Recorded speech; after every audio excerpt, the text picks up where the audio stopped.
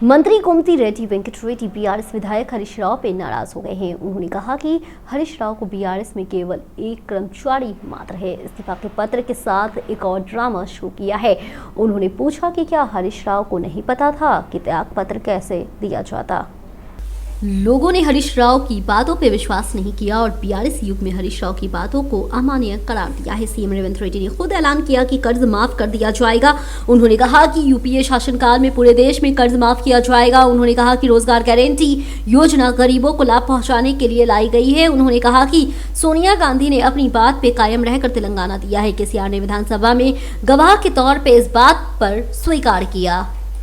मंत्री पूनम प्रभाकर ने बीआरएस नेता हरीश राव को 15 अगस्त को इस्तीफा देने के लिए तैयार रहने की सलाह दी है।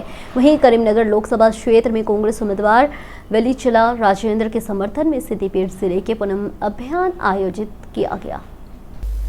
उन्होंने कहा सीएम रेवंत रेड्डी के वादे के मुताबिक कांग्रेस सरकार 2 लाख का कर्ज माफ करके दिखाएगी। वहीं मनकुंदुर विधायक कवमपल्ली ने सत्यानारायण के साथ कोहाड़ा में पूनम रोड शो का आयोजन किया है। पूनम ने पूछा कि भाजपा और बीआरएस सांसद रह चुके बंडी संजय और विनोद कुमार ने करीमनगर के लोगों के साथ क्या किया। तेलंगाना सरकार के सलाहकार शब्बीर अली ने कहा है कि बिना परिवार वाले प्रधानमंत्री मोदी मंगलसूत्र की बात करना हास्यास्पद है। वहीं शब्बीर अली ने मलकपेट निर्वाचन क्षेत्र के चादर घाट में हैदराबाद संसद कांग्रेस पार्टी कार्यालय का उद्घाटन किया। शब्बीर अली ने कहा है कि चुनाव के बाद पार्टी बूथ समिति के सदस्यों को इंदिरा गांधी समिति में बदल दिया जाएगा। इस बैठक में एआईसीसी सचिव रोहित चौधरी, मलकपेट निर्वाचन क्षेत्र प्रभारी शेख अकबर, उम्मीदवार मोहम्मद वलीउल्लाह समीर और अन्य ने भाग लिया। संसदीय चुनाव नजदीक आते ही तेलंगाना कांग्रेस के वरिष्ठ नेता और पूर्व सांसद वी हनुमंत राव ने अहम टिप्पणियां की है। उन्होंने दिलचस्प टिप्पणी करते हुए कहा है कि उन्हें संयुक्त आंध्र प्रदेश में 2 बार मुख्यमंत्री पद संभालने का अवसर दिया गया था, लेकिन उन्होंने इसे नहीं लिया। वे भावुक हो गए और एमपी का टिकट देने की बात कहकर इतने सालों तक उन्होंने मुझे धोखा दिया। उन्होंने कहा कि वही लोग हैं जिन्होंने मुझे मुंह में मोड़ लिया था।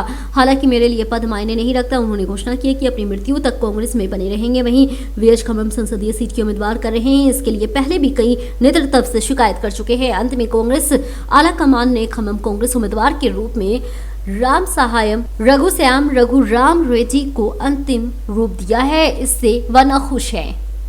सुप्रीम कोर्ट ने फैसला सुनाया है कि इलेक्ट्रॉनिक वोटिंग मशीनों की ईवीएम में डाले गए वोटों का वीवीपैट पर्चियों से 100% मिलना नहीं किया जा सकता है। इसने विपक्ष द्वारा दायर की गई याचिकाओं को इस हद तक खारिज कर दिया। लोकसभा चुनाव के दौरान वीवीपैट पर्चियों पर सनसनीखेज फैसला आया है। मूर्ति संजीव खन्ना और न्यायमूर्ति दीपाकर दत्ता की पीठ ने 2 सर्वसम्मानित फैसला सुनाते हुए कहा कि मौजूदा प्रधान इस मौके पर सुप्रीम कोर्ट ने ईवीएम में मतदान करने पर आपत्ति जताते हुए पेपर बेल्ट वोटिंग कराने की मांग की है और खारिज कर दी है। ये वहीं सुप्रीम कोर्ट के विपक्षी दलों सहित कई लोग द्वारा दायर याचिकाओं की व्यापक जांच की है। इस मौके पर चुनाव आयोग से प्रोटोकॉल और तकनीकी मुद्दों पर कई सवाल किए हैं। वहीं ट्रिब्यूनल ने चुनाव आयोग से मतदान के संचालन और ईवीएम की कार्यप्रणाली पे स्पष्टीकरण लिया है। बाद में फैसला सुरक्षित रखने वाली 2 जजों की बेंच ने ताजा फैसला सुनाया। अपने शब्दों से हमेशा चर्चा में रहने वाले पूर्व मंत्री मल्ला रेड्डी एक बार फिर अपनी ताजा टिप्पणियों से चर्चे में बन गए हैं। जी हां, मल्ला रेड्डी ने कहा है कि मलकाजगिरी लोकसभा क्षेत्र में भाजपा उम्मीदवार इटेला राजेंद्र जीतने जा रहे हैं।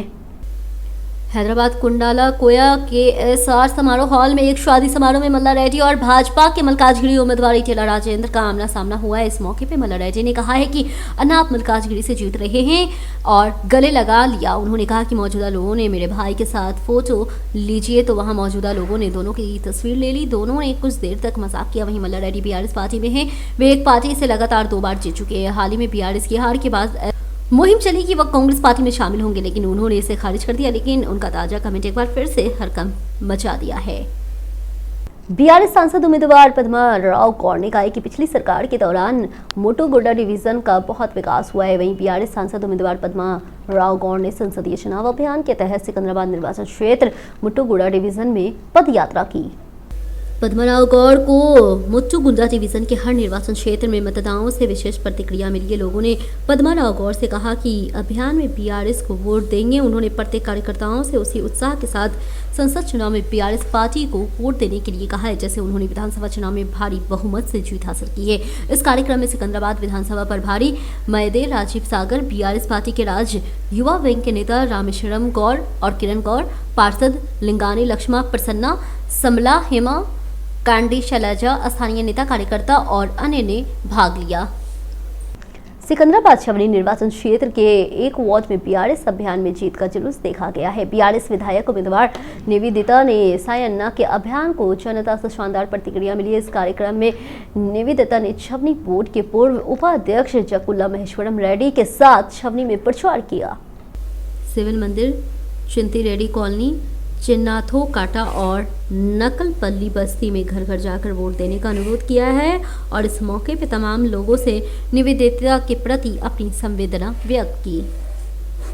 इटेला राजेंद्र ने गुस्सा व्यक्त किया है कि तेलंगाना के मुख्यमंत्री रेवंत रेड्डी राज्य के लोगों को धोखा दे रही है, लेकिन कार्यान्वयन पे वादे करके उन्हें गुमराह कर रही है। वहीं कुकटपल्ली प्रशांत नगर की अदालत में उन्होंने वकीलों को इकट्ठा किया और उनसे अपना समर्थन देने की अपील की है। वहीं इटेला ने खुलासा किया कि वकीलों ने भाजपा पार्टी को अपना पूरा समर्थन व्यक्त किया है क्योंकि उन्हें उनसे अच्छी प्रतिक्रिया मिल रही है।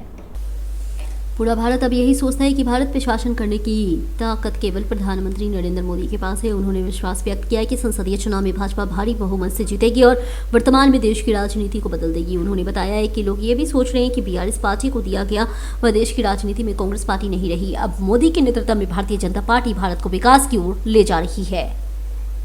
बीजेपी प्रत्याशी कुंडा विश्वेश्वरम रेड्डी ने कहा कि चवेला में बीजेपी की जीत ये तय है कि केंद्र में नरेंद्र मोदी तीसरी बार प्रधानमंत्री बनेंगे। वहीं कुंडा विश्वेश्वरम रेड्डी ने मोइनाबाद मंडल के अजीत नगर भाजपा संसदीय कार्यालय में बैठक में भाग लिया।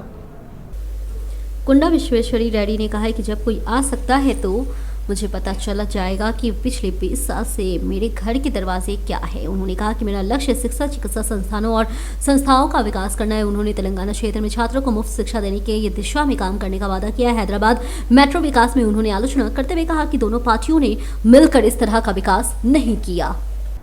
एमआरपीएस के संस्थापक अध्यक्ष मंदा कृष्णा मंदिगा ने सवाल किया है कि सीएम रेवंत रेड्डी कदम श्रीहरि को पार्टी में शामिल कैसे किया गया है। अगर उन्होंने पार्टी बदली तो उन पर पथराव किया जाएगा। उन्होंने वारंगल द्वारा आयोजित बैठक में हिस्सा लिया।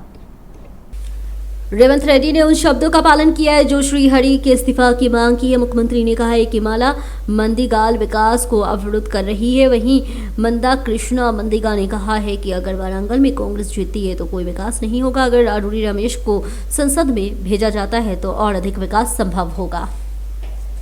भाजपा नेताओं ने संपर्क में समर्थन कार्यक्रम के तहत तेलंगाना के सशस्त्र नायक और स्वतंत्र सेनानी स्वर्गीय ईश्वरप्पा उर्फ जगदीश्वर आर्य के परिवार के सदस्यों से मुलाकात की। इस कार्यक्रम में तेलंगाना प्रदेश भाजपा मुख्यमंत्री चंद्रशेखर मुख्य अतिथि के रूप में शामिल हुए।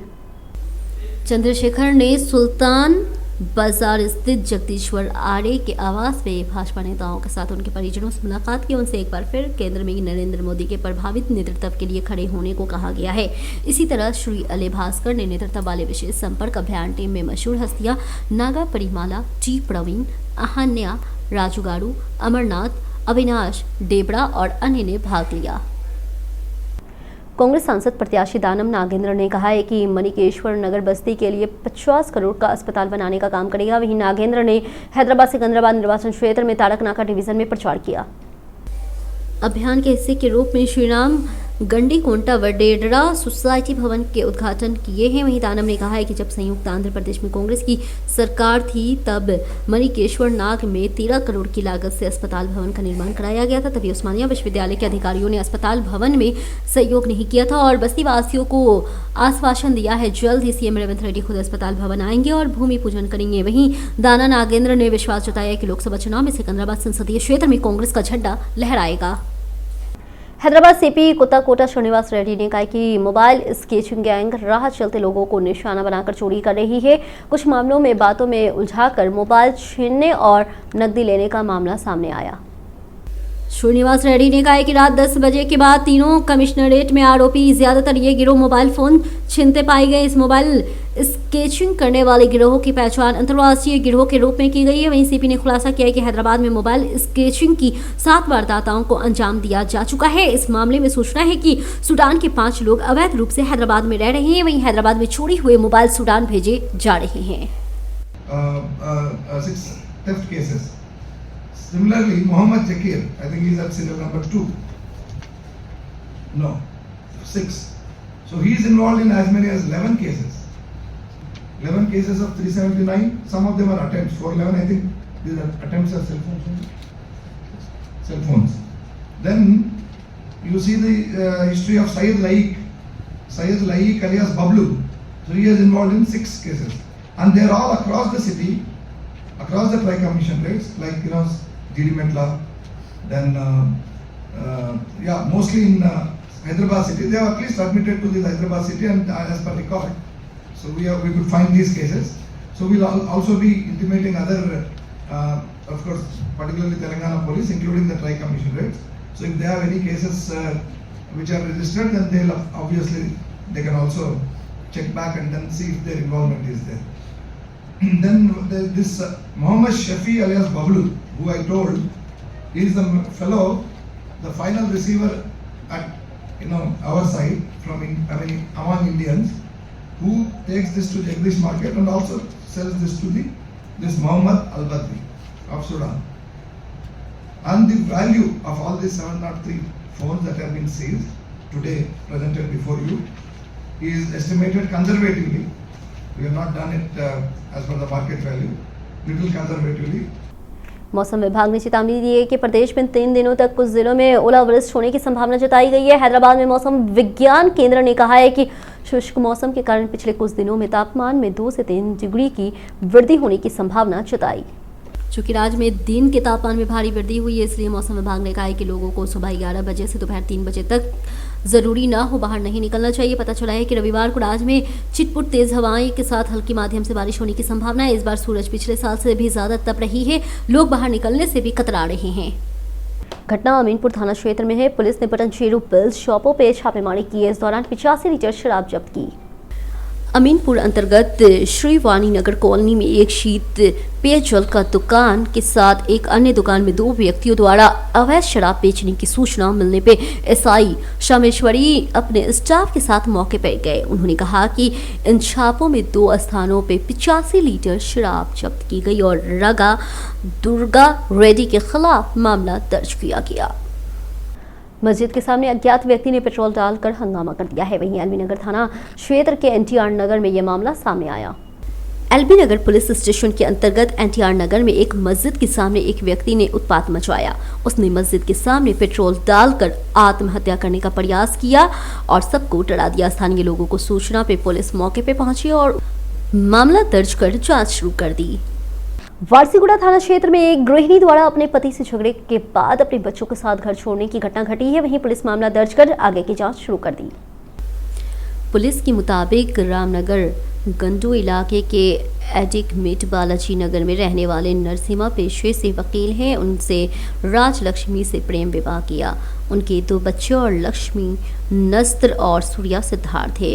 इस महीने की 13 तारीख को पति पत्नी में झगड़ा हो गया। इसके बाद राजलक्ष्मी अपने दोनों बच्चों को लेकर के बिना किसी को बताए घर से निकल गई। वहीं नरसिम्हा ने सोचा कि वह अपने परिचितों के पास गई होगी और लौट जाएगी, लेकिन वह नहीं आई तो उसने फ़ोन किया तो फ़ोन बंद आया। उसने अपने करीबी दोस्तों से बात की, लेकिन कोई फ़ायदा नहीं हुआ है। वहीं 16 तारीख को नरसिम्हा के पिता की बीमारी से मृत्यु हो गई।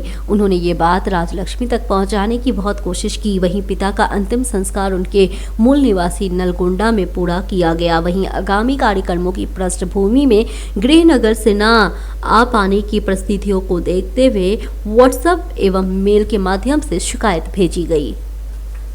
पतनचेरू मंडल के चितकुल और रामचंद्रपुरम में एक्साइज टास्क फोर्स में इंफोर्मेंट अधिकारियों ने छापेमारी कर 2 आरोपियों के पास से गांजा और अफीम बरामद किया है। आरोपियों को गिरफ्तार किया गया और न्यायिक हिरासत में भेज दिया। आरोपी के पास से 5 लाख की कीमत का 2.55 किलो सूखा गांजा, 120 gram black drugs, 1 revolver, 2 mobile phone और 1 कार जब्त की गई है। पुलिस अधिकारियों ने बताया कि लड्डू लाल जेठ और राजेंद्र थेली को गिरफ्तार कर लिया गया, जबकि 2 अन्य नारायण लाल जेठ और नारायण लाल फरार बताए जा रहे हैं।